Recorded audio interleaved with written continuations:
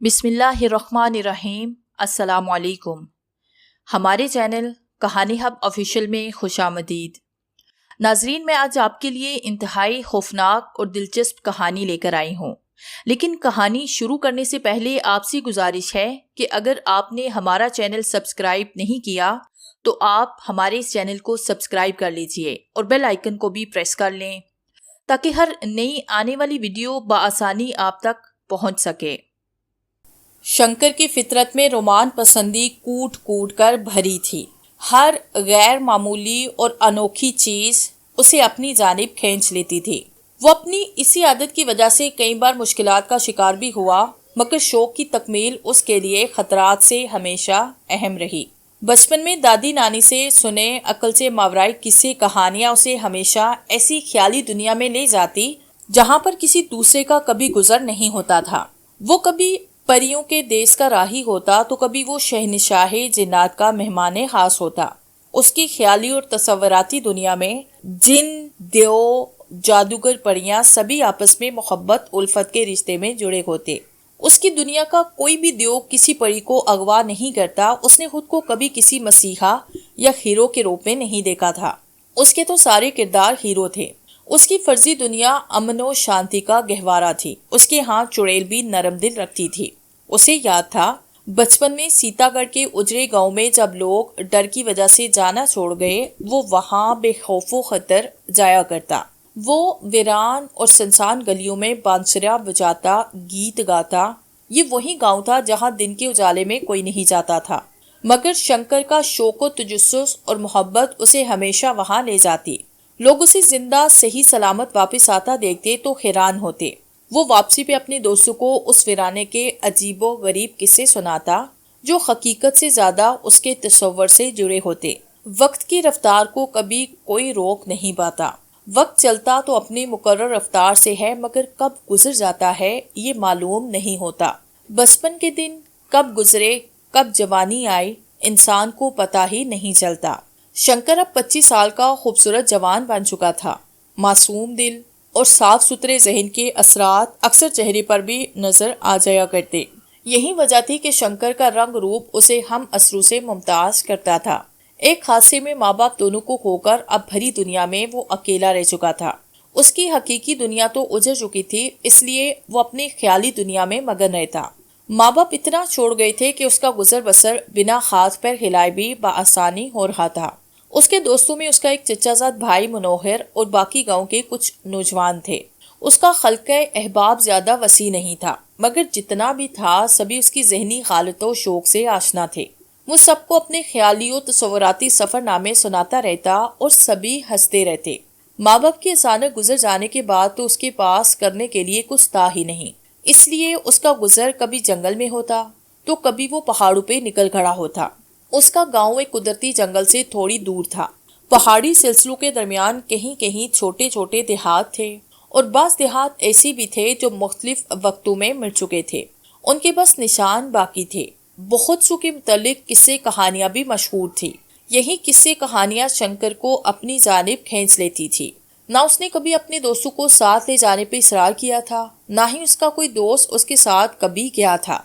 उसके रोमान का सफर बस उसकी अपनी जात तक महदूद था। एक दिन सुबह सुबह जब शंकर अभी नाश्ते से फारिग ही हुआ था, उसके दरवाजे पे दस्तक हुई। दरवाजे पे मनोहर खड़ा था। आज तुम्हारे लिए एक खुशखबरी लाया हूँ, मनोहर ने कहा। क्या बात है मनोहर? मुझे एक नए इलाके का पता चला है जहाँ पे सुना है भूत प्रेत और पता नहीं क्या क्या पाया जाता है। मनोहर ने एक ही सांस में अपनी बात मुकम्मल करते हुए अच्छा वाओ, कहाँ पर? शंकर ने फरते जज्बात से पूछा। यहाँ से करीब 20 मील दूर शमाल की जानब एक पहाड़ी सिलसिला है जिसका नाम असबली कोहे जम्बूरा है, मगर वो मशहूर वादिये खौफ के नाम से है। मनोहर ने तफसील बताते हुए कहा। तो मैं आज ही रवाना हो रहा हूँ, शंकर बोला। जरूरी सामान लेने के बाद शंकर अपनी मंजिल की जानिब रवाना हुआ। सफर के दौरान कुछ हिस्सा तो घोड़े पे तय होना था, मगर ज्यादातर पैदल ही सफर था।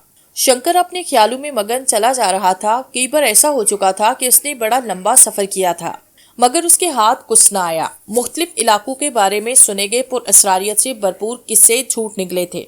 مگر اس بار اس کا دل کہہ رہا تھا کہ ضرور اسے کچھ نہ کچھ من پسند چیز حاصل ہوگی۔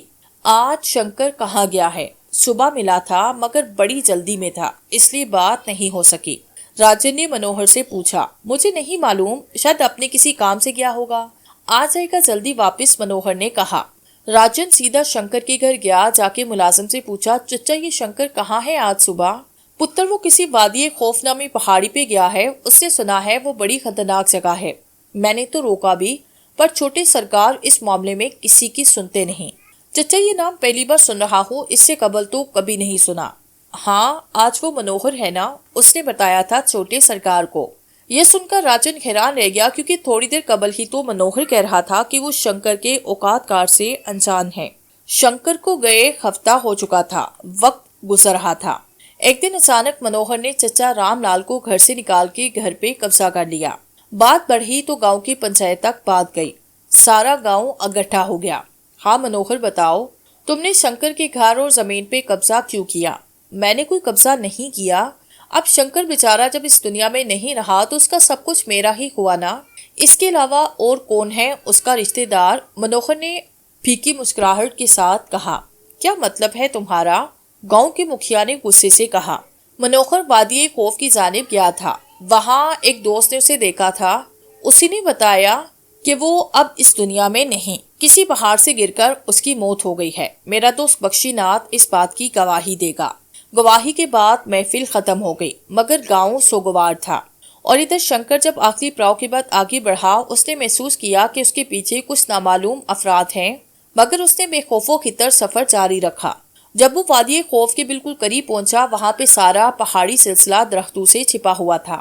اب رات کے اندھیرے میں آگے بڑھنا اور اوپر جانا مشکل تر ہو رہا تھا، مگر شنکر کا سفر جاری رہا۔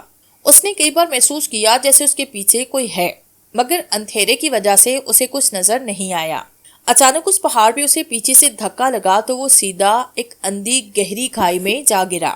گرتے ہوئے اس نے انسانی کہکہے سنے، اس کے بعد اس کا ذہن گہری نیند میں چلا گیا۔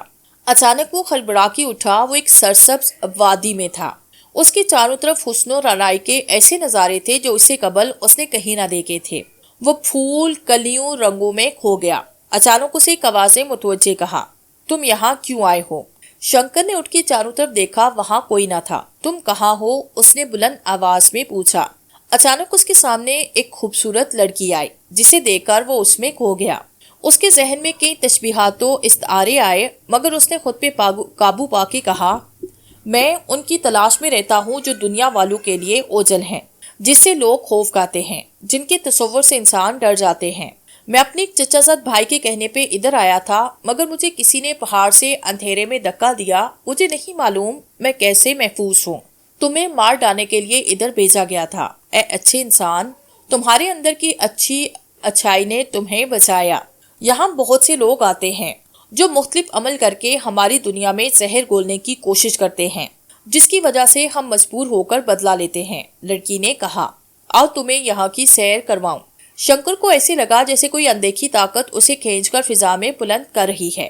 اس کے پاؤں فضا سے جیسے اوپر اٹھے، اسے لگا جیسے وہ اڑتا چلا جا رہا ہے۔ چاروں طرف خوبصورتی کے نظارے جا بجا بکھرے ہوئے تھے، ایسے خوش رنگ پھول تھے جو اس نے کبھی نہ دیکھے تھے۔ جھیلوں کا ایک جال نظر آیا، جہاں پانیوں پر ایسے آبی جانور پرندے تیر رہے تھے جو اس نے کبھی نہ دیکھے تھے۔ فضا میں خوشبو کا بسیرا محسوس ہو رہا تھا، پرندوں کی چہک سے ہواؤں میں نغمگی کی کیفیت طاری ہو رہی تھی۔ ایسے محسوس ہو رہا تھا جیسے کائنات کا سارا حسن اس جگہ سمٹ آیا ہو۔ پھلدار درختوں پہ لگے پھل قدرت کا انعام محسوس ہو رہے تھے۔ وہ تیرتا ہوا حیرت سے سبزہ و گل کو تکتا چلا جا رہا تھا۔ اس کے سوال تو جیسے ختم ہو گئے تھے، زبان چپک چکی تھی۔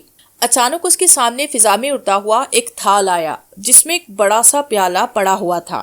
اس نے بنا سوچے سمجھے اسے اٹھا کر ہونٹوں سے لگایا۔ اسے لگا جیسے دنیا جہاں کے تمام مشروب ایک پیالے میں سمٹ آئے ہوں۔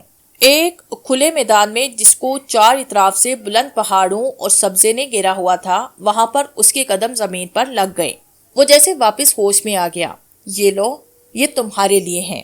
اسے اپنے گاؤں جا کر کھولنا اور سب کو سامنے بتانا کہ یہ تمہیں اس بستی سے تحفہ ملا ہے، اور ہاں اچھے انسان، دوبارہ ادھر مت آنا، ہماری اور تمہاری دنیا الگ ہے، جاؤ اپنی دنیا میں۔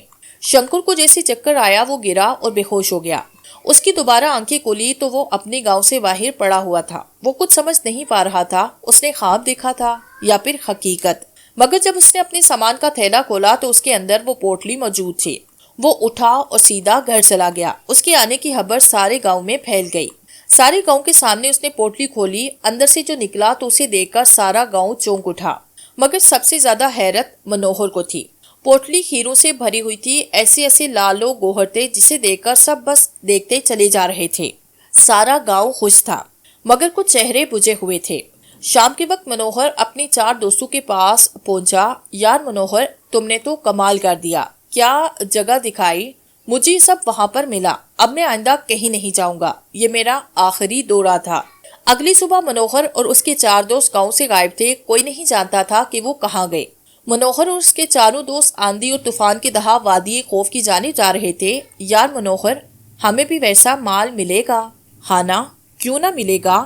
وہ اکیلا اتنا کچھ لے آیا ہے، ہم تو 5 ہیں، پھر ہمارے پاس اعلیٰ اسلحہ ہے، ہم تو چھین کر لائیں گے سارا خزانہ۔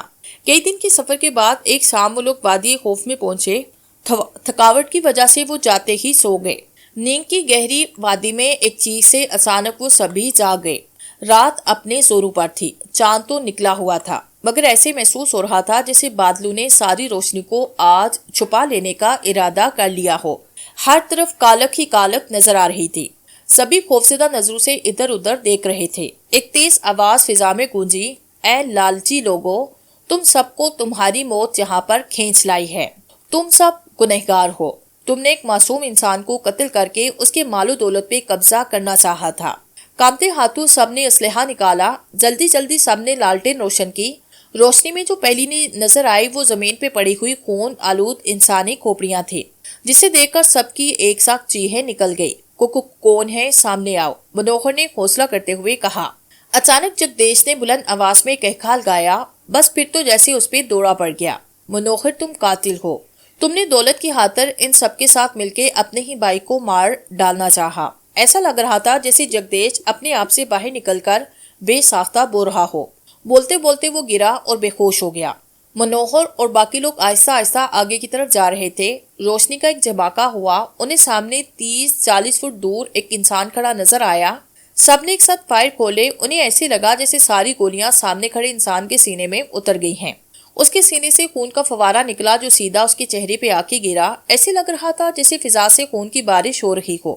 سب خون میں نہا چکے تھے۔ وہ آگے بڑھے تو چھلنی سینے کے ساتھ وہ انسان پھر کھڑا ہو گیا۔ اس نے ایک ہاتھ اپنے سینے کے اندر ڈالا، اچانک وہاں سے کچھ نکال کے ان پہ پھینک دیا۔ ان پر جیسے کٹی انتریوں کی بارش ہو گئی۔ ہر طرف روشنی ہو چکی تھی، بندوقیں ہاتھوں سے گر چکی تھی۔ سب بھاگ رہے تھے، موڑ سے فرار کی کوشش میں سب اپنا آپ تک بھول چکے تھے۔ بخشی ناتھ اور منوہر ایک ساتھ بھاگ رہے تھے، دوسرے دونوں الگ بھاگ رہے تھے۔